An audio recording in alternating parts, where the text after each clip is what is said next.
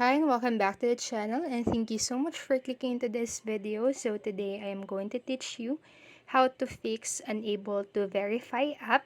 An internet connection is required error on your device. So make sure that you stay until the very end of this video so you won't miss any important information.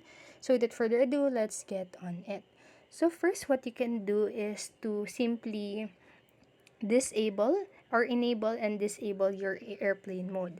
So go ahead and scroll on from your screen, and then you can turn on your airplane mode for a few seconds and then turn it back off and check if that fixes the problem.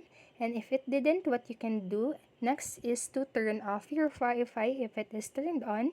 So turn it off, and then you can use your cellular data if it's possible, and see again if that fixed the problem. And if it didn't, what you your last resort is to restart your phone.